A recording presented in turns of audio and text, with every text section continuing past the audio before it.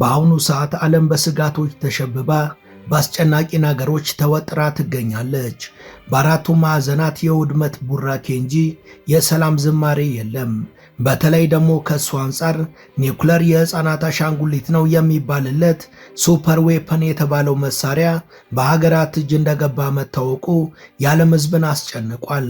ሲያመጣው አንዴ ነው እንደሚባለው የባስ ብሎ የቀድሞው የአሜሪካ መሪ ባራክ ኦባማ ደግሞ ዩፎዎች አሉ ብለው መናገራቸው ድንጋጤን ፈጥሯል። በዚህ የኦባማ ንግግር ዶናልድ ትራምፕ ክፉኛ ተቆጥተዋል። ዩፎዎች እና የመጠቀው ቴክኖሎጂያቸው በእርግጥም መኖራቸው መረጋገጡ ጉርምርምታን ፈጥሯል። አስደንጋጭ ነገሮች ባናት እየተደራረቡባት ላለችው ዓለማችን የዩፎዎች ጉዳይም ሌላ ትኩሳትን ፈጥሯል። They're real, but I haven't seen them, and they're not being kept in what is it? Area 51. Area 51. There's no underground. The president is saying that he's going to direct the Pentagon, and he has already, and other government agencies to start releasing the government records related to alien life and UAPs.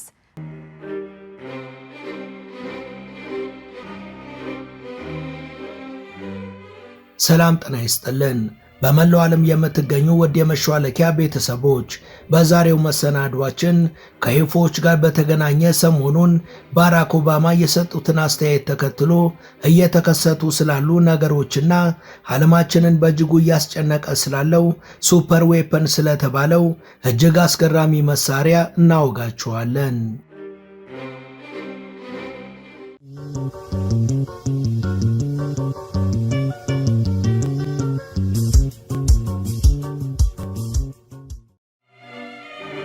ስለ አሜሪካ መረጃና ደህንነት ተቋማት ሲወራ በርካቶች ወደ አይምሯቸው የሚመጣው ሲአይኤ ነው።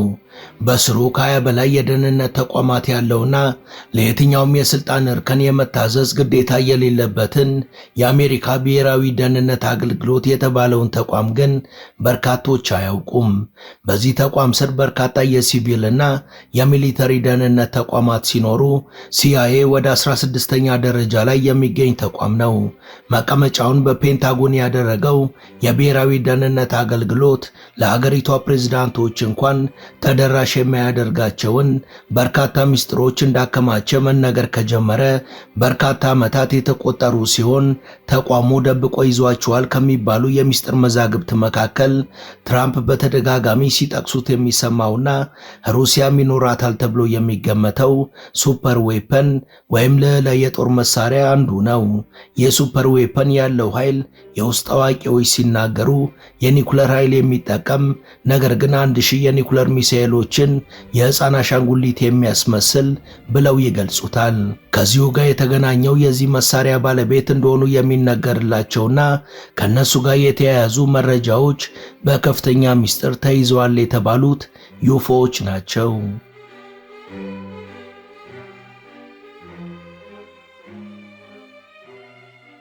ዩፎዎችን በተመለከተ በቅርቡ ባራክ ኦባማ ከአንድ ጋዜጠኛ ጋር በነበራቸው ቆይታ ስለ ጉዳዩ የሰጡት አዎንታዊ አስተያየት መነሻ በማድረግ ጥያቄው የቀረበላቸው ዶናልድ ትራምፕ የኦባማ አስተያየት ግዴለሽና ፍሬቢስ ነው በማለት ያጣጣሉት ቢሆንም ከነዚህ ያልተለዩ ወይም ያልታወቁ ወይም ደግሞ ከምድር ውጭ የሚኖሩ ፍጥረታትን በሚመለከት ያሉ ሚስጥሮችን በጠቅላላ ለህዝብ ይፋ እንዲደረግ ለሀገሪቷ የጦር ሚኒስቴርና ለዩፎ ዲፓርትመንት ባለስልጣናት ትዕዛዝ ማስተላለፋቸውን ተከትሎ አሜሪካና የተቀረው ዓለምን እያናወጠ ይገኛል። ለመሆኑ ኦባማ ምን ነበር ያሉት? ትራምፕን ያበሳጨውስ ጉዳይ ምንድነው? ለመሆኑ እነዚህን የሌላ ዓለም ፍጡራንን መደበቅ ለምን አስፈለገ?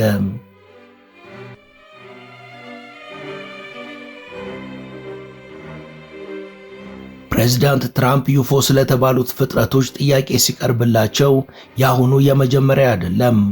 ኦባማ 8 ዓመት በስልጣን በቆዩ ጊዜም በተደጋጋሚ ተጠይቀው ነበር። በወቅቱ ምናልባትም ስልጣናቸው ከሚጠይቀው ኃላፊነት አንጻር እንደዛ የሚባሉ ፍጡራን አሉ ብለው እንደማያስቡ፣ ነገር ግን የምንኖርበት ዩኒቨርስ እጅግ ሰፊ ከመሆኑ አንጻር እርግጠኛ መሆን እንደማይችሉ መናገራቸው በእጅጉ አስገርሞ ሰውየው ምነካቸው አስብሎም ነበር። ኦባማ በስልጣን በነበሩባቸው 8 ዓመታት ከእርሳቸውም ቢሆን የተደበቁ የፔንታገን ሚስጥሮች እንደነበሩ ገልጸዋል። ኦባማ ከአንድ የፖድካስት አዘጋጅ ጋር በነበራቸው ቆይታ የተናገሩት ነገር እጅግ አጭር ቢሆንም የአሜሪካንንም ሆነ የዓለም አቀፉን ሚዲያ ማናወጥ የቻለ ነበር። በቅርቡ በእሳቸውና በባለቤታቸው ላይ ትራምፕ የፈጸሙትን አስነዋሪ ተግባርም ሆነ የዓለም ታላላቅ ሰዎችን ያነካካውን የኤፕስቲን ፋይልንም ያስረሳ ጉዳይ ነበር። ከፖድካስቱ አዘጋጅ ጋር በነበራቸው ጨዋታ መሃል ድንገት ኤሊየኖች በእርግጥ አሉ ወይ በሚል ለተጠየቁት ጥያቄ ኦባማ በሚገባሉ ካሉ በኋላ ነገር ግን ኤሪያ 51 ውስጥ ያሉ እንዳይመስል በማለት ጉዳዩን ቀለል ለማድረግ ሞክረው ነበር። They're real, but I haven't seen them, and they're not being kept in what is it? Area 51. There's no underground. ሌሎች ግን ጉዳዩን እንደሳቸው ማቃለል አልመረጡም። እናም አጋጣሚው በተፈጠረ ቅጽበት በኤር ፎርስ ዋን ለጉዞ እየተዘጋጁ የነበሩትን ዶናልድ ትራምፕን ጋዜጠኞች የኦባማን አስተያየት በመጥቀስ ጉዳዩ እውነት መሆኑንና እሳቸውም በዛ ዙሪያ ምን እንደሚያስቡ ጠይቋቸው የነበረ ሲሆን የትራምፕ መልስም አንዱ ከአንዱ የተምታታ ነበር።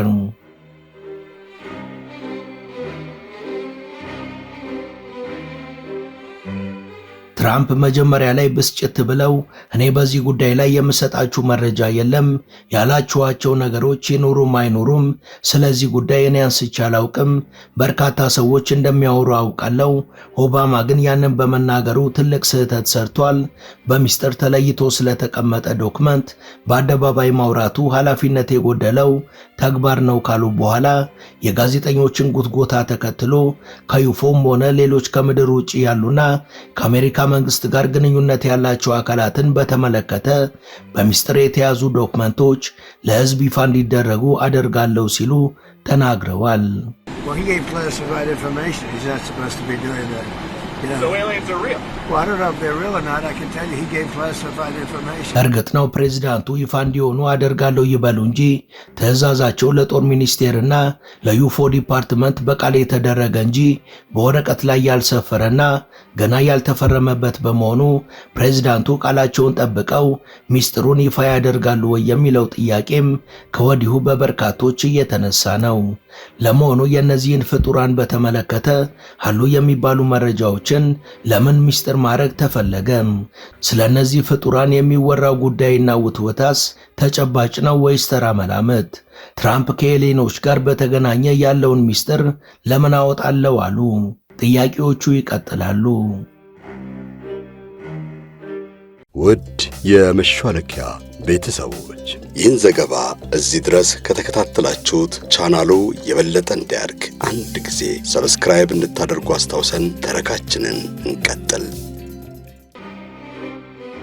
ፕሬዝዳንት ትራምፕ የኦባማን ሚስጥር በተመለከተ ካሰሙት ብስጭት በተቃራኒው ስለ ጉዳዩ ያን ያህል የማወቅ ጉጉት በሕዝቡ ዘንድ ያለ ከሆነ ሚስጥሩ ይፋ እንዲሆን አደርጋለሁ በማለት በቃላትም ቢሆን ትዕዛዝ ማስተላለፋቸው የመገናኛ ብዙሃንና የበይነ መረቦች ዋና አጀንዳ ሆኖ የከረመውና የእሳቸውም ሆነ የወዳጆቻቸውን ስም በተደጋጋሚ ሲጠቅስ የነበረውን የኤፕስቲንን ፋይል ጉዳይ ለማዳፈን ፈልገው ነው የሚሉ አስተያየቶች እንዲንሸራሸሩ አድርጓል።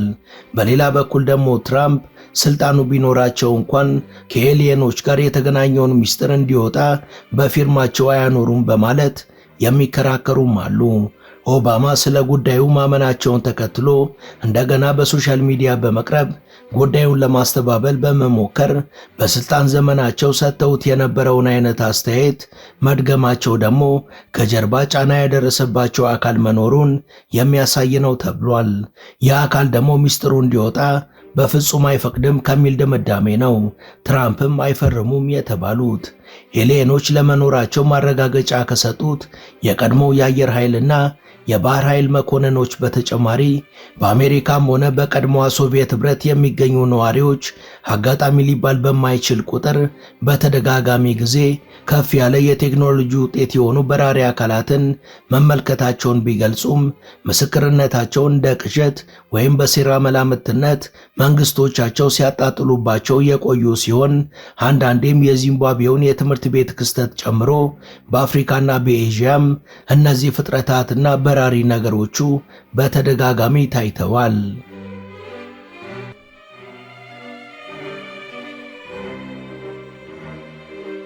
ዩፎ ከሚባሉት አካላት ጋር በተያያዘ ስማቸው ይነሳ ከነበሩ ታዋቂ ሰዎች መሃል አንዱ ኒኮላስ ቴስላ ነበር። ኒኮላስ ቴስላ በአሁኑ ዘመን እንኳን ሊታሰቡ ያልቻሉ ዘመን ተሻጋሪ ሳይንሳዊ ፕሮጀክቶችን ከ100 ዓመት በፊት ስኬታማ በሆነ መልኩ እየሞከረ ያሳይ እንደነበር የታሪክ መዛግብት ይመሰክራሉ። ይሁን እንጂ ቴስላ 80 ሻንጣ ሙሉ ከነበሩት ሳይንሳዊ የፈጠራ ስራዎቹ ተጠቃሚ መሆን ሳይችል በክፍሉ ውስጥ ድንገት ሞቶ ተገኝቷል። ዋና ዋና የሚባሉት ስራዎቹም በአሜሪካ መንግስት ተወርሰው ልክ እንደ ዩፎ ሁሉ በሚስጥር ሳጥን ውስጥ እንደተቀመጡ ነው። ስለዚህ ለአሜሪካ መንግስት አሳሳቢ የሆነው ኤሊየኖች የሚባሉ ፍጡራን የመኖር ያለመኖራቸው ጉዳይ ሳይሆን ከነሱ ጋር በተገናኘ ወይም በነሱ ምክንያት የተገኙ በተለይ የመከላከያ ቴክኖሎጂዎች ጉዳይ ይፋ እንዳይሆን ካለው ፍላጎት በመነጨ ነው ሚስጥር ማድረግ የተፈለገው የሚሉ በርካቶች ናቸው።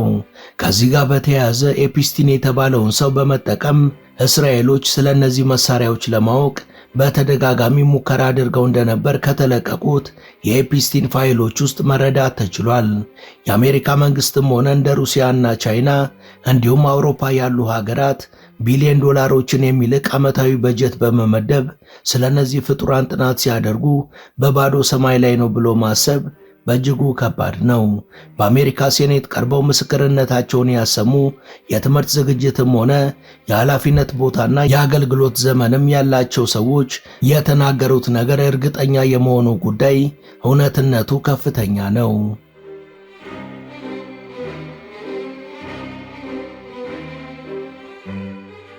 ከኖን የተባለ ለረጅም ጊዜ መረጃ ሲሰበስብ የነበረ ጋዜጠኛና የተወሰኑ የጦር አመራሮች በአሜሪካ ሴኔት ፊት ቀርበው ቃለ መሐላ ከፈጸሙ በኋላ ስለ ጉዳዩ ከግል ገጠመኞቻቸው በመነሳት ቃላቸውን ሰጥተው ነበር።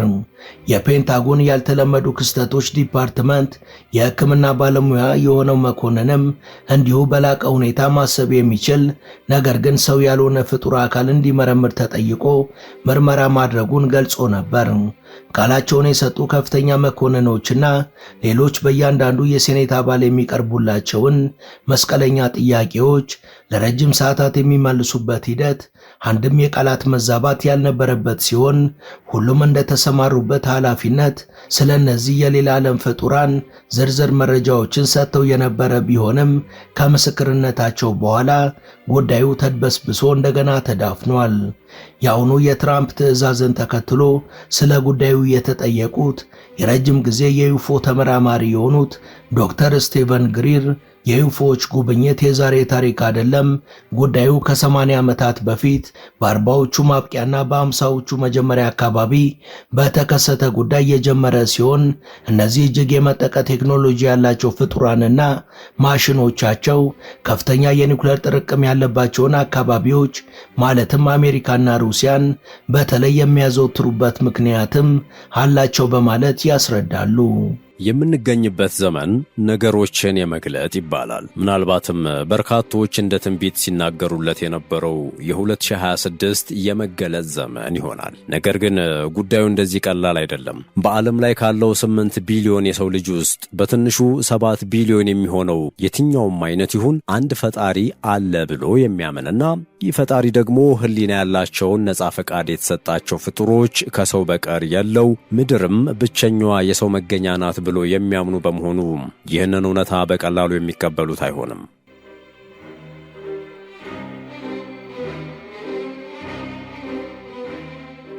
ይህ ዘርፍ በርካታ ነገሮችን የሚገለባብጥና ምናልባትም ወደ አላስፈላጊ ነውጥ ሊያመጣ የሚችል ነው የሚሉት ዶክተር ስቴቨን ግሪር በተመሳሳይ ከግማሽ በላይ የሚሆነው የዓለም ሕዝብ ዩፎዎች ጎጂ ናቸው ብሎ የሚያስብ መሆኑ ሌላው ጉዳዩን የሚያከብድ ነው ብለዋል።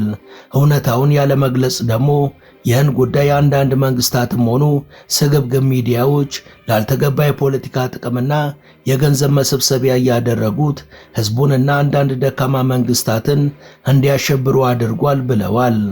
ኤክስትራቴሬስትሪያንና ሃክኔር ዳይሜንሽናል የሚባሉ ፍጥረታትንም ለይቶ ማወቅ ያስፈልጋል ብለዋል። ኤክስትራቴሬስትሪያል የሚባሉት ከመሬት ውጭ ካሉ አካባቢ የመጡና የሚዳስስ አካል ያላቸው ሲሆኑ እነዛኞቹ ደግሞ እኛ ባለንበት ዓለም በመንፈስ እንጂ በአካል መገለጥ የማይችሉ ናቸው። እኛ የምናወራው ስለ ዩፎዎች ወይም ስለ ኤክስትራቴሬስትሪያሎች ነው።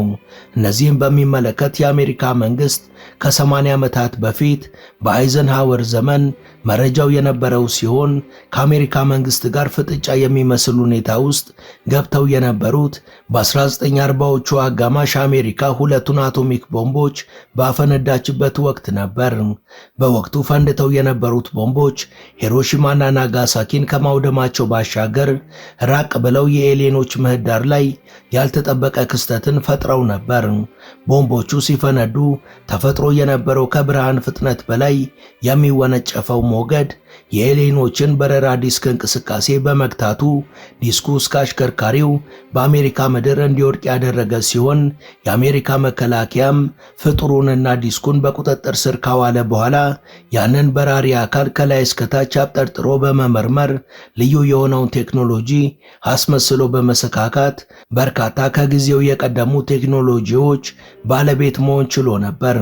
ይሁን እንጂ እነዚህ አዳዲስ ቴክኖሎጂዎች በተገቢው ምስጢርና ጥንቃቄ ያልተያዙ ስለነበር ለሰው ልጅም ሆነ በሌላ አካባቢ ላሉ ነፍሶች ከባድ አደጋ ነበር። በዚህ ወቅት የነበረው ክፍተትም ቴክኖሎጂው መልካም ያልሆኑ አካላት እጅ እንዲገባ አድርጎ ነበር ብለዋል ዶክተር ግሪር።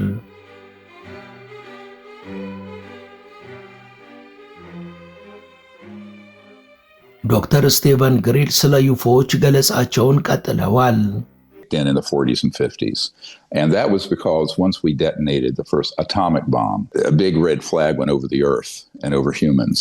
And basically what happened is that ዶክተር ግሪር አክለውም ልክ እንደ አሜሪካ ሁሉ ሩሲያም ተመሳሳይ ዶክመንት መፈረሟንና የላቀው የዩፎዎች ቴክኖሎጂ ተጠቃሚ መሆን መቻሏን ተናግረዋል። ከ1950 በኋላ ሁለቱም ሀገራት በርካታ ሚስጥሮችን በተለያየ ምክንያት ደብቀው ይገኛሉ። ከዛ ውስጥ የኒኩለር አረር ተሸካሚ መሳሪያዎችን አሻንጉሊት የሚያስመስለውና ምናልባትም ሌላ የዓለም ጦርነት የሚያስቀር የተባለውን ሱፐር ዌፐን በእጃቸው ይገኛል። ይህን ቴክኖሎጂ ማውጣት መሳሪያ በመሸጥ የከበሩትን ሚሊተሪ ኢንዱስትሪያል ኮምፕሌክስ የሚባሉትን ኪሳራ ላይ እንዲወድቁ ያደርጋል። እንደና አልሸባብ ያሉ ቡድኖች እጅ ውስጥ ከገባ ደግሞ አደጋውን ማሰብ አይከብድም። ሌላው ከዩፎዎች ጋር የተገናኘው ደግሞ ፍሪ ኢነርጂ የሚባለው ነው። ይህም በኤሌክትሪክና በነዳጅ ሽያጭ የፈረጠሙትን በእጅጉ የሚያስኮርፍ ነው። ስለዚህ በእኔ ግምት ሁሉም ሚስጥር ይወጣል ብዬ አላስብም። ነገር ግን ቀስ በቀስም ቢሆን በትንሽ በትንሹ ሚስጥር ለህዝቡ መውጣት አለበት።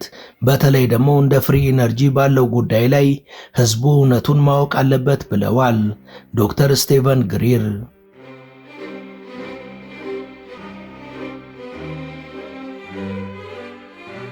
ወደ ቻናላችን ቤተሰቦች ለዛሬ ያሰናዳንላችሁ ይህን ይመስል ነበር። እስከ ዝግጅታችን ፍጻሜ አብራችሁን ስለነበራችሁ ከልብ እናመሰግናለን። በቀጣይ ቢሰሩ የምትሏቸውን ርዕሰ ጉዳዮች ብትጠቁሙን ደስ ብሎን እንቀበላለን። ቻናላችንን ሰብስክራይብ ማድረግ፣ የደውል ምልክቱን መጫንና ላይክ ማድረግ አትዘንጉ እያለን ለዛሬ በዚሁ ተሰናበትን። መልካም ጊዜ።